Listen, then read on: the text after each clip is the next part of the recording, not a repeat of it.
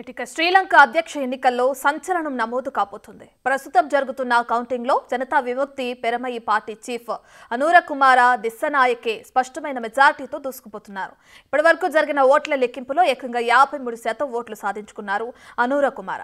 So ఆయన గెలుపు దాదాపు ఖాయమైనట్లే అని చెప్పుకోవాలి. ఇక రెండో స్థానంలో 22% ఓట్లతో ప్రతిపక్ష నేత సజిత్ ప్రేమదాస ఉన్నారు. ఇక ప్రస్తుత అధ్యక్షుడు విక్రమసింగే జస్ట్ 16% ఓట్లతో మూడో స్థానానికి పరిమితమయ్యారు.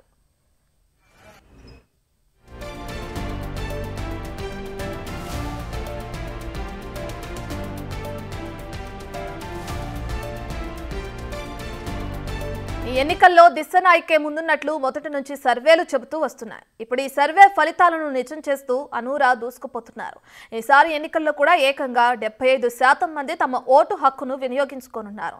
అటు ఇటుగా 2,20,00,000 మంది తమ ఓటు హక్కును వినియోగించుకుంటున్నట్లు అంచనా.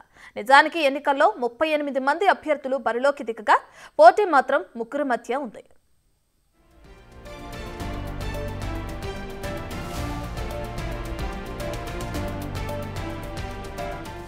ఈ ఎన్నికలను శ్రీలంక ప్రజలు చాలా ప్రతిష్టాత్మకంగా తీసుకున్నట్లు కనిపిస్తుంది. 2022లో శ్రీలంక ఆర్థికంగా దివాళా తీసింది. ఇంటర్నేషనల్ మానిటరీ ఫండ్, భారత ఆర్థిక సాయంతో శ్రీలంక మళ్లీ గాడిన పడింది. ఈ సమయంలో చాలా కష్టాలు అనుభవించారు లంక ప్రజలు. అందుకే తమ కోపాన్ని ఓటు రూపంలో చూపించినట్లు కనిపిస్తుంది.